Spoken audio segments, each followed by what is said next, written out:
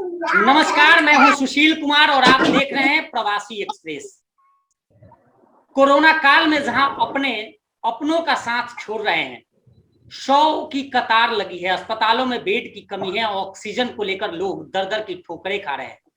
ऐसे में cyber city Gurugram में आपसी भाईचारा एक टीम है, कुछ लोग हैं जो इसके तहत सब लोग जुड़े हुए हैं। और वे लोग इस मौके पर, जब कोई घर से बाहर नहीं निकल रहा है, कोरोना के खौफ से लोग डरे सहमे हैं, वैसे में ये पूरी टीम बाहर निकलती है और लोगों की मदद करती है।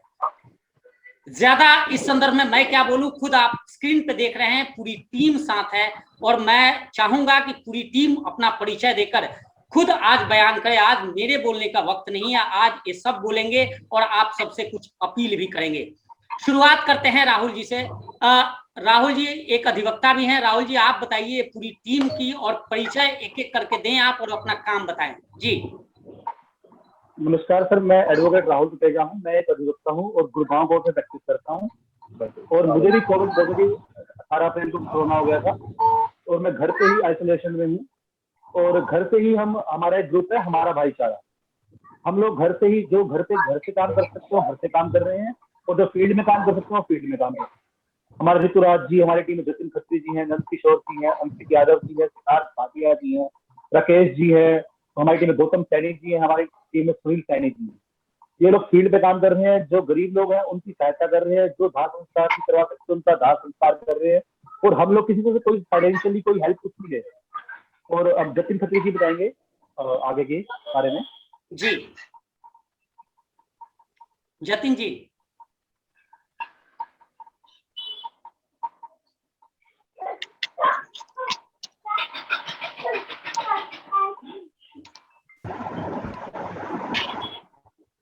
जतिन जी तक आवाज? जतिन जी हाँ जी आ रही है आवाज। सर आप बताइए कि ये जो हमारा भाईचारा है इसकी जरूरत क्यों पड़ी? क्या प्रशासन फेल्योर है?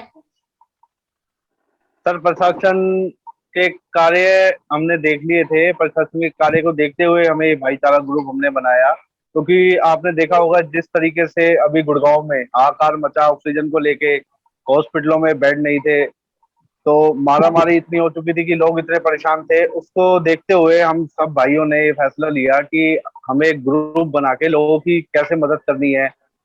लोगों को सिलेंडर नहीं मिल पा रहे हैं या उसमें मदद करनी है, हॉस्पिटलों में बेड नहीं मिल रहे हैं, उस चीज के लिए हमने अपना एक जैसे व्हाट्सएप पे ग्रुप बनाया। उस ग्रुप में लोगों को जोड़कर जितनी हमसे मदद हो सकी वो हमने की। और हमारे ऋतुराज भाई हैं, उनका आपको पता होगा कि जतिन जी एक सवाल, इससे पहले कि आप आगे कुछ कहें, एक सवाल मैं जानना चाहता हूँ कि क्या ये जो ग्रुप है आपका, ये कोई रजिस्टर्ड संस्था है, एनजीओ है, या फिर ये जिस तरह इसका नाम है हमारा भाईचारा वैसे ही आप लोग हैं और आप लोग ऐसे कार्य कर रहे हैं? जी हमारा रजिस्टर्ड ग्रुप है। भाईचारा जो है हमारा ये रजिस्टर्ड ग्रुप है। एनजीओ है क्या कोई? जी भाई साहब थोड़ा सा ये जतिन भाई जो बताना चाह रहे हैं, ये हमारे ग्रुप को अभी रजिस्ट्रेशन के लिए हमने पेपर डाले हुए हैं। जैसे आपको पता है कोरोना में सारी चीजें अभी रुक सी गई हैं, तो हमने अपना संस्था बनाई थी और हमारा कोई एनजीओ बनाने का मकसद भी नहीं था। हमें तो था कि लोगों की मदद हो जाए, पेपर वर्क और एनजीओ तो होता रहेगा। तो अभी जिस हिसाब से आपने देखा कि कोरोना में इतनी दिक्कत आ रही थी, तो हमने जैसे जतिन भाई ने बताया एक व्हाट्सएप ग्रुप बना के अपना काम शुरू कर दिया और जिसकी जो क्षमता है उस हिसाब से वो अपनी मदद करने को आगे आया। हमारे सारे भाई किसी न किसी तरीके से। भाटिया साहब एक बात समझ में नहीं आती कि जिस तरह से प्रशासन, मुख्यमंत्री और पूरा अमला, सरकारी अमला ये कहता है कि वो पूर्ण रूप से दावे कर रहे हैं कि हम लोग तैयार हैं, हर मामले पे मदद कर रहे हैं, फिर आप लोगों का ग्रुप सामने आता है, कुछ थोड़ा सा विरोधाभास नजर आ रहा है। तो भाई साहब जैसे आपने देखा होगा जिस हिसाब से केसेस आ रहे हैं, जितना भी प्रशासन अगर 500 बेड 1000 बेड भी लगा रहा है, दिन में लाखों के हिसाब से केस आ रहे हैं, तो कितना भी हम इंफ्रास्ट्रक्चर खड़ा कर लो, उस जिस हिसाब से हमारी कोरोना फैला हुआ है उस हिसाब से वो पूरा कर नहीं पा रहा है।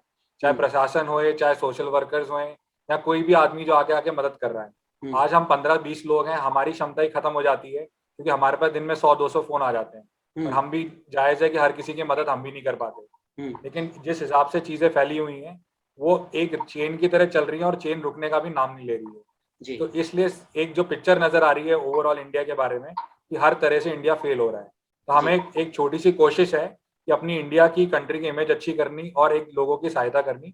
कि कुछ हम जाने बचा पाए। देखो भाई साहब, सारी तो हम बचा नहीं सकते, लेकिन कुछ इंसानों को मदद मिल जाए और हमारी टीम की वजह से कुछ लोगों की मदद हो जाए। भाटिया साहब, हमारा भाईचारा जो है आप लोगों का, आपकी टीम के कुछ सदस्य हालांकि यहाँ मौजूद नहीं है, बाकी सब लोग यहाँ हैं, तो मैं चाहता हूं कि अगर आप सब लोग, चूंकि सब लोग अलग अलग, सबका काम अलग अलग डिवाइड होगा, तो अगर वैसे बता सके आप लोग कि आपका नाम और आप क्या करते हैं, तो ये हमारे लोगों को भी, हमें भी समझने में आसानी होगा।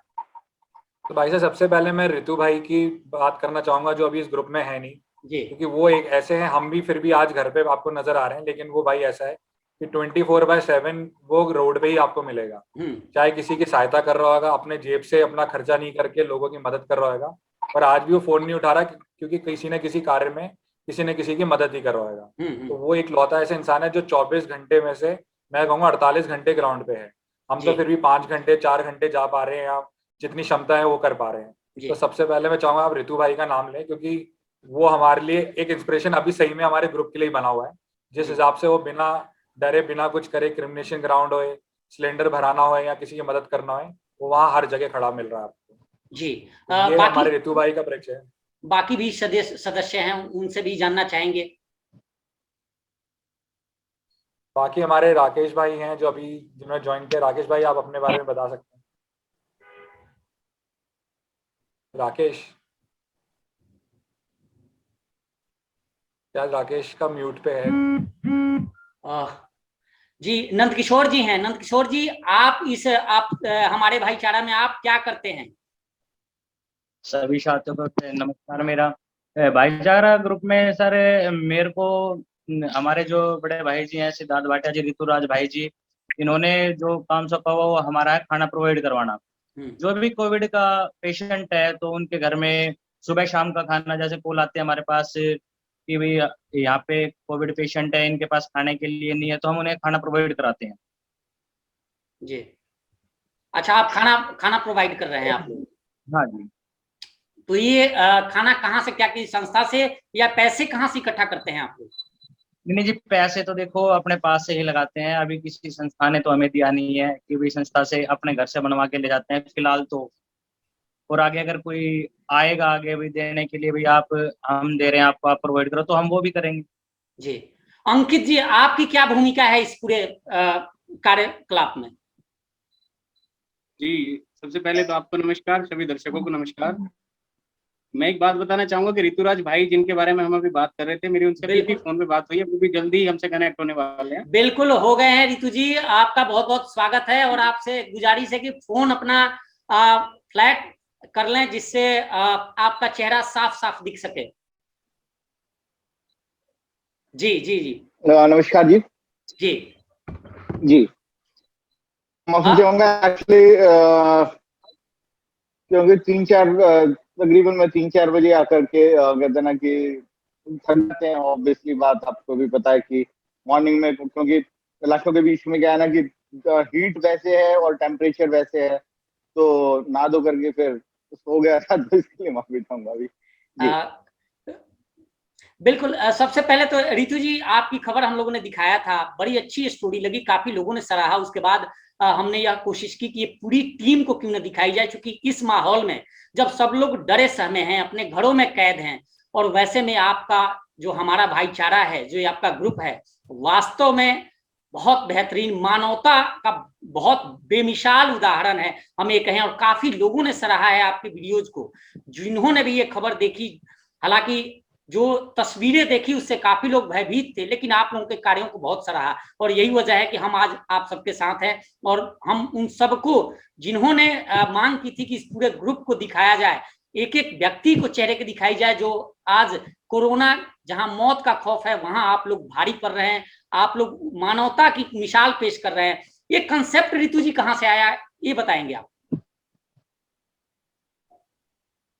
देखिए, बेसिकली क्या है कि हम सारे जो हैं यूथ हैं, और अलग प्रोफेशन से है,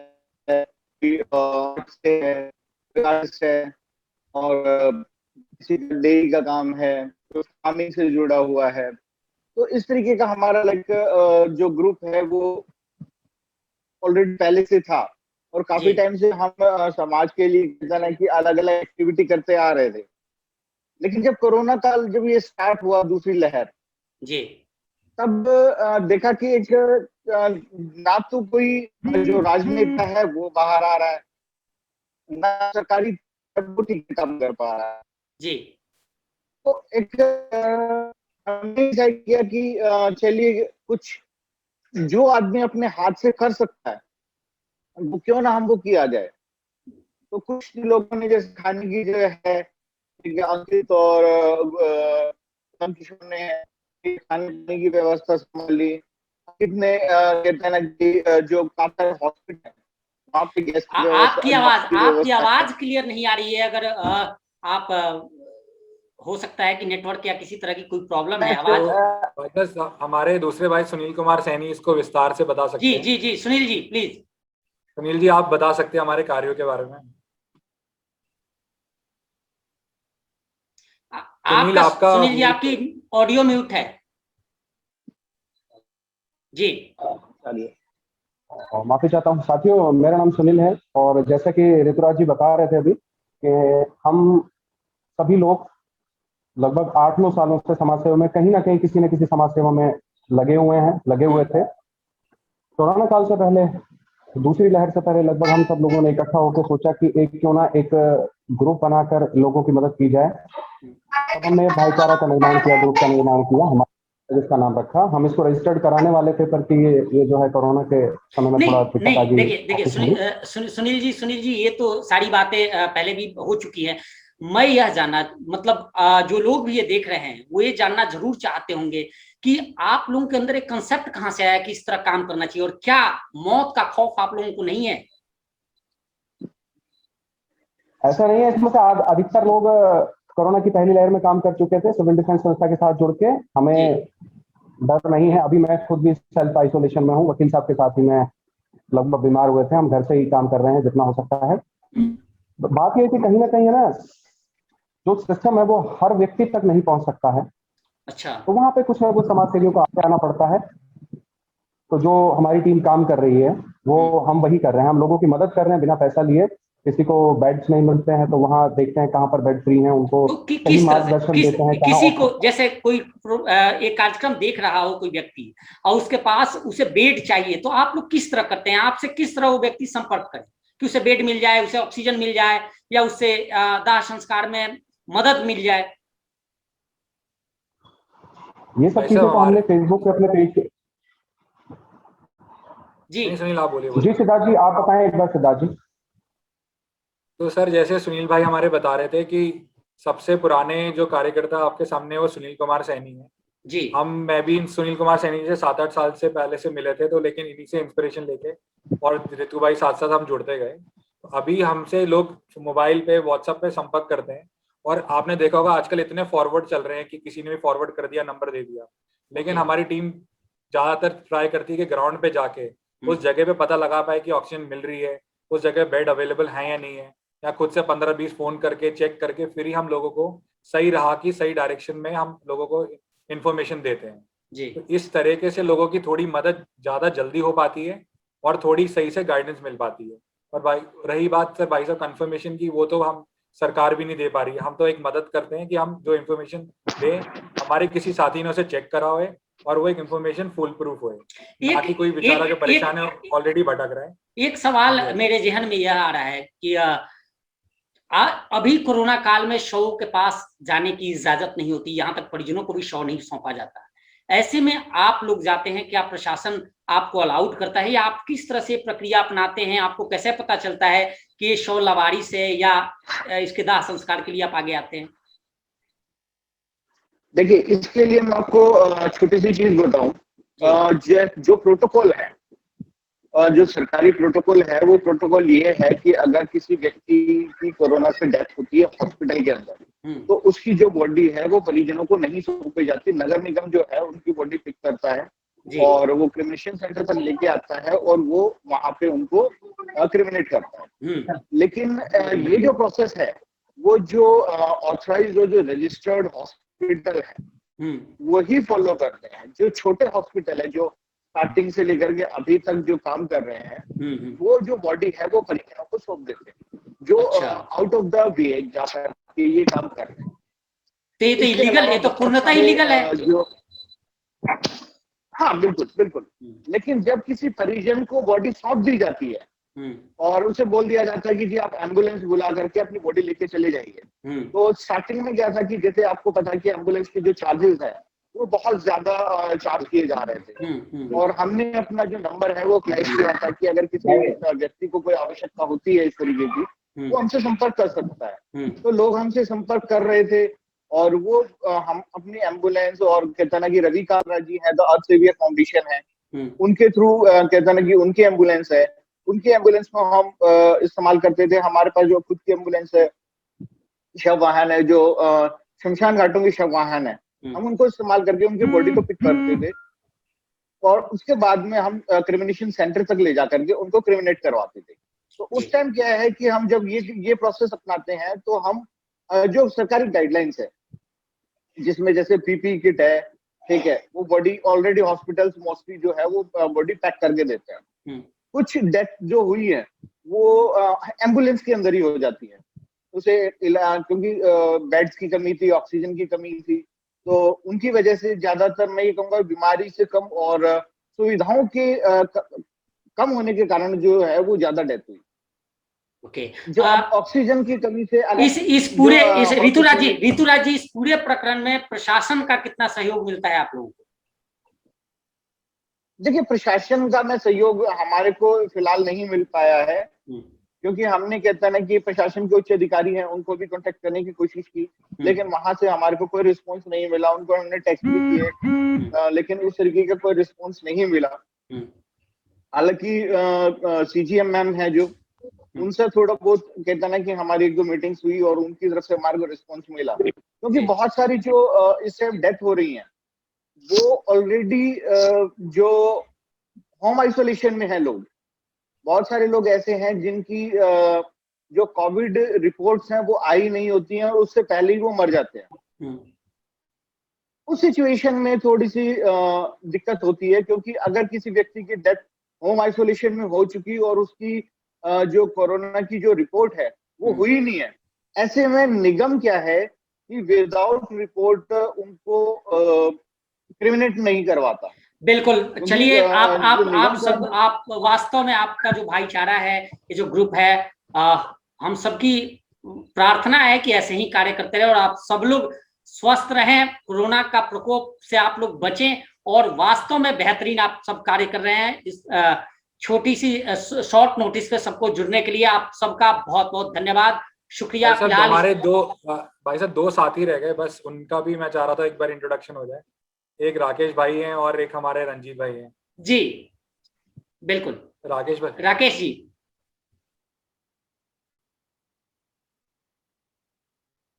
हेलो जी राकेश जी, नमस्कार। अपनी बात रखें। सर देखो, अभी हमने जो इस टाइम पिछले 10-15 दिनों से हमारी टीम लगातार काम कर रही है, लेकिन उस टाइम पे हमने लोगों की काफी हेल्प की, लेकिन अभी असमर्थ हो रहे हैं, क्योंकि जो प्रशासन है ना, उन्होंने अपने अंडर में जितने भी ये रिफिलिंग स्टेशन थे सभी अपने अंडर में ले लिए हैं। तो पहले हम जाके खुद लाइन में लग के अपनी जेब से पैसा फाइनेंस करके लोगों के लिए ऑक्सीजन प्रोवाइड करा रहे थे, लेकिन पिछले 4-5 दिनों से ना तो अब बिल्कुल नहीं कर पा रहे हैं। लेकिन हमारी टीम फिर भी जहाँ तक कोशिश होती है वहां तक काम कर रही है और लोगों को सिलेंडर प्रोवाइड करा रही है, जितना हो सकता है उतना कर रही है। लेकिन अभी थोड़ा सा प्रशासन की वजह से काम हमारा थोड़ा स्लो है, लेकिन बाकी जो एक मेंटलिटी आदमी डिस्टर्ब है, जैसे परेशानी से बीमारी से परेशान है, तो हम उसको भी सपोर्ट कर ले हम लोग। बिल्कुल बिल्कुल, आप सबका बहुत बहुत शुक्रिया, बहुत बहुत धन्यवाद, और बिल्कुल प्रार्थना है कि आप सब लोग स्वस्थ रहें और ऐसे ही काम करते रहें। फिलहाल इस पेशकश में इतना ही। देखते रहिए प्रवासी एक्सप्रेस। नमस्कार। नमस्कार।